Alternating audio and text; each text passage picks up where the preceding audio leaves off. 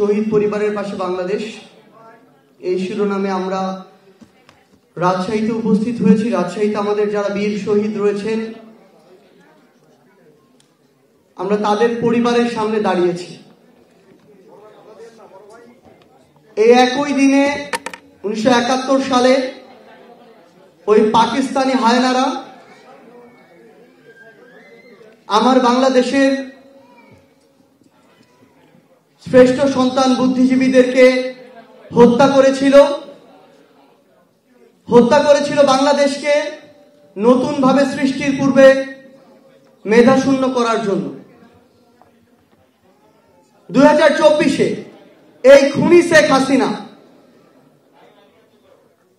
যখন দেখলো তার সকল অন্যায় অপকর্ম আর কোনো কিছু দিয়ে রাষ্ট্রযন্ত্র ব্যবহার করে আর আটকে রাখতে পারছে না, সেই খুনি হাসিনা তখন এই বাংলাদেশের আমার হাজারো ভাই বোনকে খুন করেছে, অর্ধ লক্ষ ভাই বোনকে রক্তাক্ত করেছে। এই 24-এর অভ্যুত্থানের 4 মাস পেরিয়েছে, আজও খুনি হাসিনার অন্যতম দোসর নাটোরের খুনি এমপি শিমুল আজও এই বাংলাদেশে আমাদের সামনে রয়েছে কিনা? আজও পাবনার সাইড চেয়ারম্যান এই বাংলাদেশে তার অস্তিত্ব রয়েছে। অথচ এই খুনিরা প্রকাশ্যে আমার ভাইদেরকে পুড়িয়ে মেরেছে, আমার ভাইদেরকে গুলি করে হত্যা করেছে।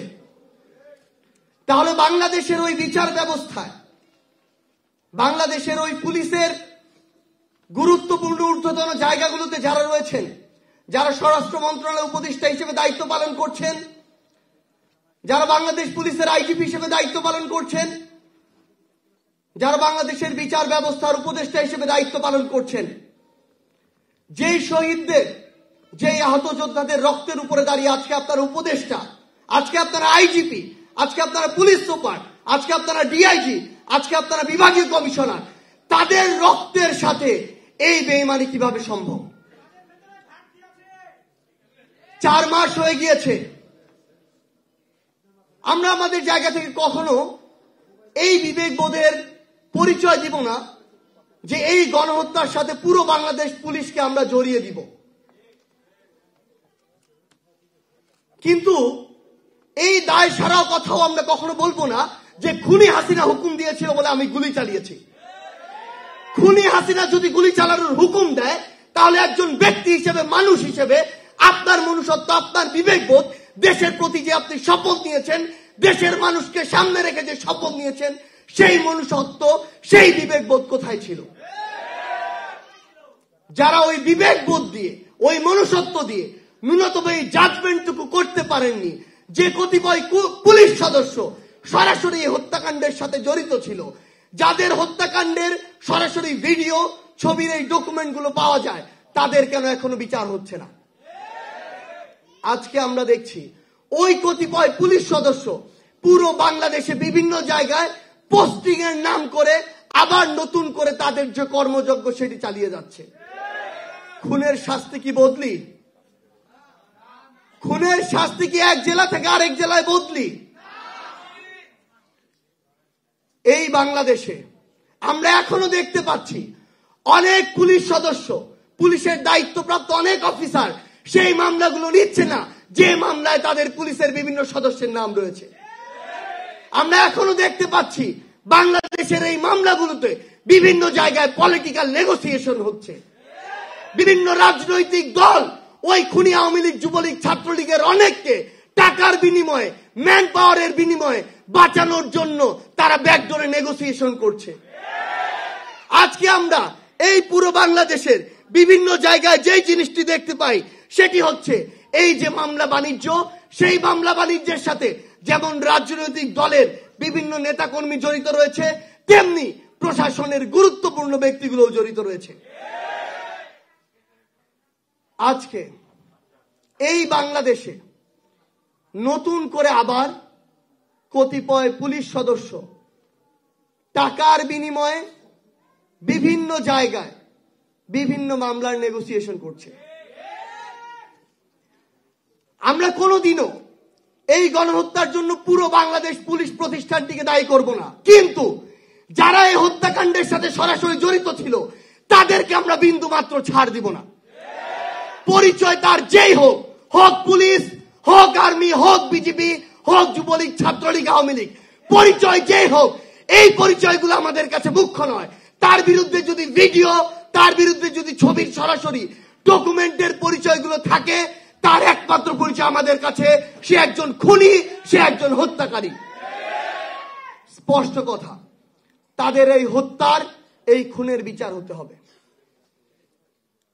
একটু আগে মাহিন বলে গিয়েছে যে ওই 15ই আগস্ট 1975 শেখ মুজিবুর রহমান এবং তার পরিবারের হত্যার সাথে জড়িত যারা ছিল তাদের বিচারের জন্য যদি শেখ মুজিবুর রহমানের ডেড বডি উত্তোলনের প্রয়োজন না হয়, তাহলে এই 24-এর অভ্যুত্থানে খুনি শেখ হাসিনা তার হুকুমে এই বাংলাদেশে যাদেরকে গণহত্যা ঘটিয়েছে, যাদের জীবন নিয়েছে, তাদের বিচারের জন্য কেন তাদের লাশ উত্তোলন করতে হবে?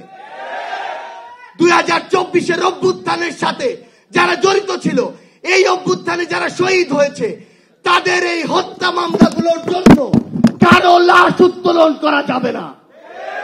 আমরা স্বরাষ্ট্র মন্ত্রণালয়, আমাদের যে বিচারিক প্রক্রিয়ার যে মন্ত্রণালয় রয়েছে, সংশ্লিষ্ট সকল মন্ত্রণালয়কে একটি কথা বলে দিতে চাই, যে ভাই তার জীবন দিয়ে নতুন বাংলাদেশ এনে দিয়েছে, যেই ভাইয়ের জীবনের বিনিময়ে আজকে ওই চেয়ারগুলোতে আপনি বসে রয়েছেন, আমার ওই ক্ষত বিক্ষত বুক নিয়ে যে বাবা মা, ভাই বোন, যে সহধর্মিনী বেঁচে রয়েছে, তাদের চোখের সামনে, তাদের ক্ষত বিক্ষত ওই কলিজার সামনে আপনারা কোনোদিন 4 মাস পরে তাদের লাশ উত্তোলন করতে পারেন না।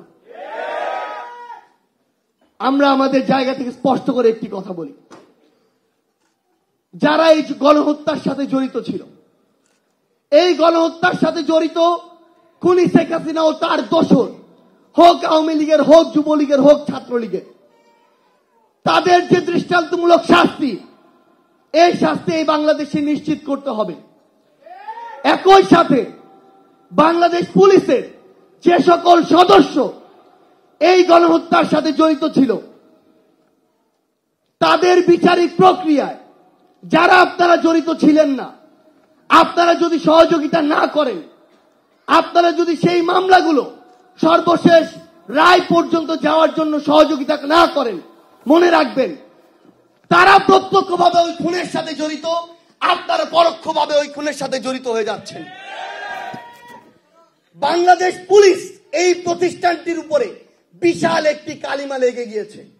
আপনারা স্বীকার করুন আর না করুন, এই কালো দাগ আপনাদেরকেই মুছতে হবে, আপনাদের আগামীর কাজের মাধ্যমেই মুছতে হবে।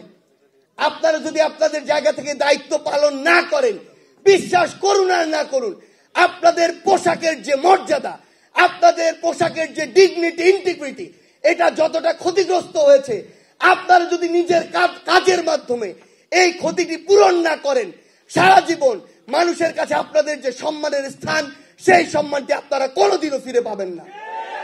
আপনাদের পোশাক, আপনাদের চেয়ার কোনোদিন আপনার সম্মান নিশ্চিত করবে না।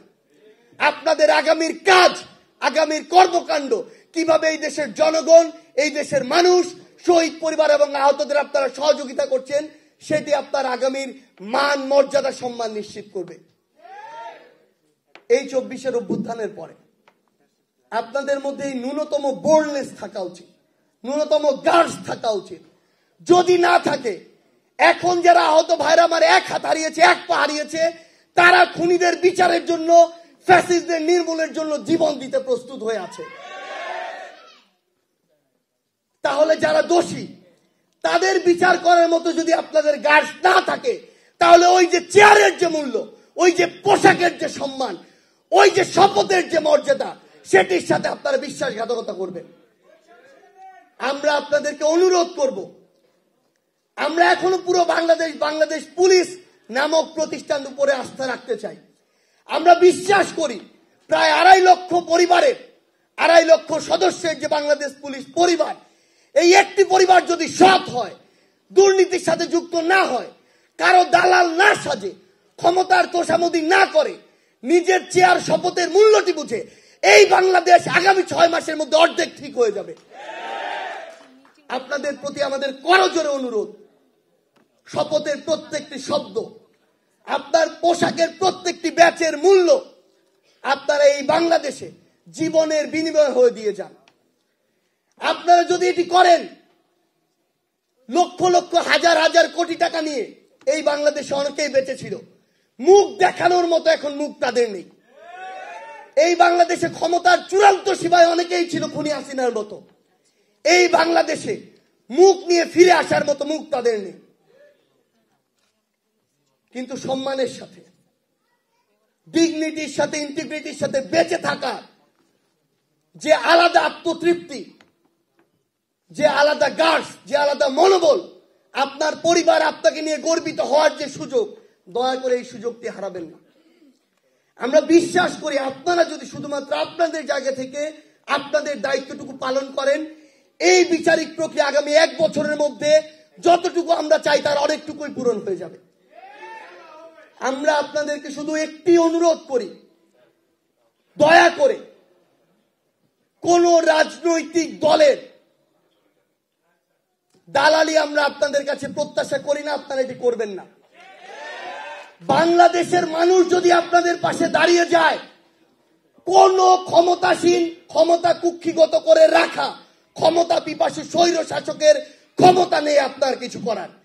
কি করবে আপনাকে? ঢাকা থেকে বান্দরবন বদলি করবে? কি করবে আপনাকে? রাজশাহী থেকে খাগড়াছড়ি পাঠাবে? এর বেশি কি করতে পারবে?